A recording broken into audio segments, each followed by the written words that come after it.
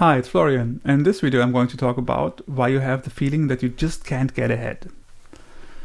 A lot of people have the feeling that they are stuck in their jobs, that they can't afford anything but bare minimum of what they want to do, maybe shelter and food, and then they are afraid of working until they retire and die, basically. So they think, what is that? Why do I live like this? How can I change that?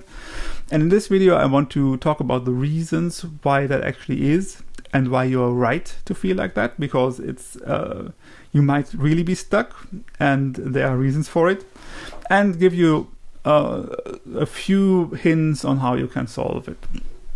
So the major reason why you feel stuck is, of course, because you don't have money. And the reason why you don't have money, or you don't have enough money, is because the first one who takes money from you is your employer. He employs you for a salary, and of course he makes more of you than he pays you. So he is the first one who gets money from you, and the biggest expense you have is probably then your taxes and your social security. So it's not your life, it's basically you pay the state for whatever. And then of course the next piece of big expense is housing, healthcare, and food. So the basic needs you have. And after employer, taxes, social security, and all the basic needs, for most people there's not much left. And if there's something left, then there's a big marketing machine who markets stuff to you that you might not really need or want, but they make you need it. And then you spend it for that, and maybe even go into consumer debt because of that, and that's it. And if you keep doing that, you will feel stuck, and you will be stuck financially. Then of course you might also be stuck in your job, because your job is something you can lose pretty quickly, and most people know that. If you are employed by someone, this someone can fire you just like that. So it's not a democratic system. You're living in a democracy and have all these freedoms, and then you go into a job and it seems like a dictatorship or feudalism. There's a king who tells you what to do and says, I pay you something like this, and I raise your salary, or I don't raise your salary, or please go now, I let you go. And that is something that is a bit uncommon in our if we think about freedom, that's not really freedom. And the way that these companies work is they work for like this for every level. So even if you are an executive vice president with a $300,000 salary a year, you can still be let go. So you can lose everything with just someone saying, please go now. And that's of course dangerous, and that keeps people stuck because they are afraid to say something, because they need this type of jobs. Otherwise they can't pay even for their basic living, and that's what holds them down. And additionally to that, of course, we restricted all these worker rights. So there were unions before, and the workers started to unionize 100 years ago already, or even further ago.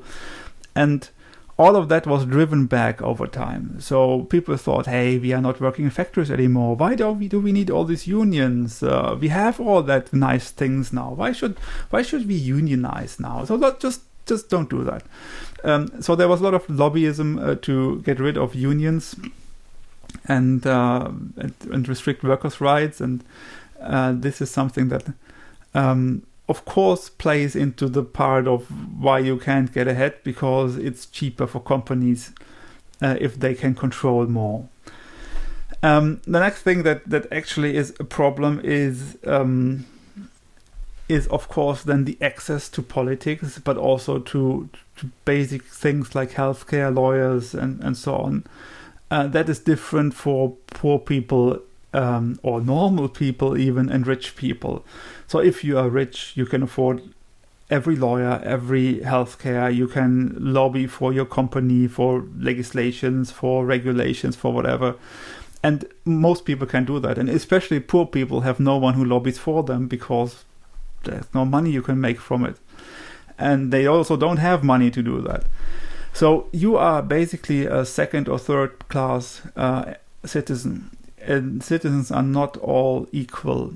If you have more money in our society, you are better off, basically. And because if you get sued for something, you can just hire a lawyer gang who helps you to resolve your problems and even leave the country or whatever. So it's pretty simple if you are rich nowadays. And if you are not rich and just barely get by, you just have to face whatever comes to you, if it's law stuff or health stuff or whatever. And then of course there's a lot of corruption and nepotism in politics. I think that is true for every country, and it's very strange how that works, because in the country where I'm living, in Germany, it is of course illegal to be corrupt. But what they did is they did a lot of legislations which I think allow corruption, but it's legal. So you can, for example, just be a politician, do something for the tobacco industry when you are the politician, and then go to the tobacco industry and get hired for a lot of money after you leave parliament, which is corruption in my point of view, but it's not. It's totally legal, and there's a lot of things that are totally legal where I think, yeah, that's maybe not legal. When you look where politicians go after their term is done. They all get some great jobs which they probably didn't deserve, but yeah, they know a lot of people. And of course, they all sometimes, especially when you go to the city level or town level, they do all kinds of things in their parliaments where then they allow solar plants or wind turbines on some field, and that field is owned by a politician and they make a lot of money from it.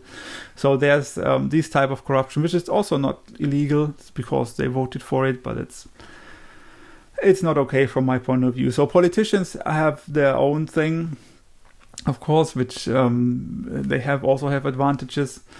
And in the end, they all control the media. So they are controlled. The public media is controlled by politicians, and the private media is controlled by rich people.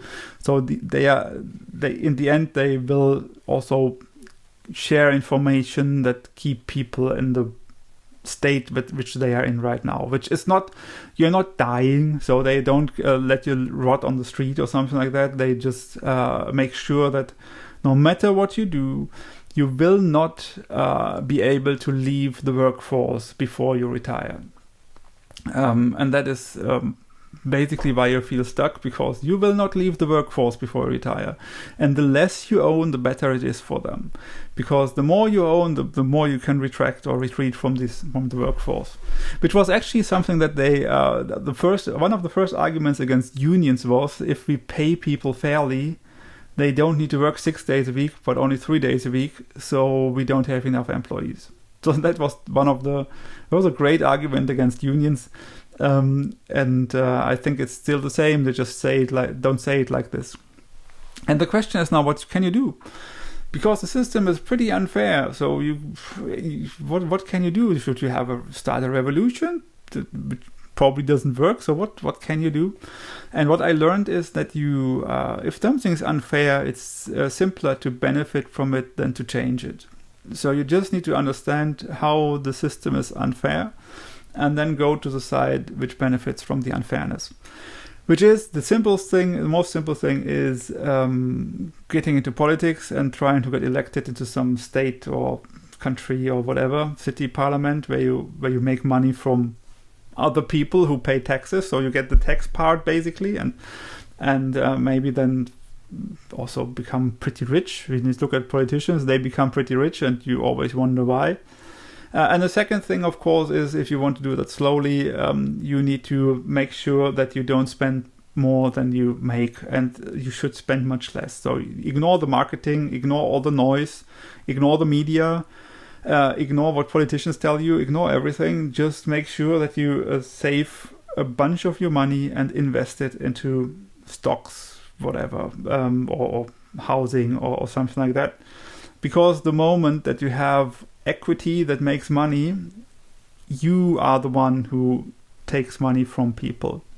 And that is currently what you can do. So the moment you own something that generates money, the something doesn't generate money, it's people who either pay rent or work for you that make the money. And the more equity that you have, the easier it is to say, okay, now I can work a bit less or retire with 55 or whatever. And that's basically all you can do. Otherwise, if you are not born rich, you are stuck where you are, and you should should hope for being very healthy until you retire, because otherwise you are done. And that's how our society works. It is how it is.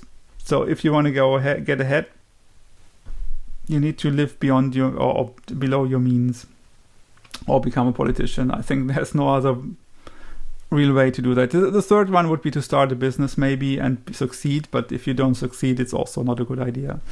So it's a bit sad, the conclusion, but that's how it is. If someone has a better idea, please put it down in the comments. Otherwise, if you like this type of content, like and subscribe, and have a wonderful rest of the day.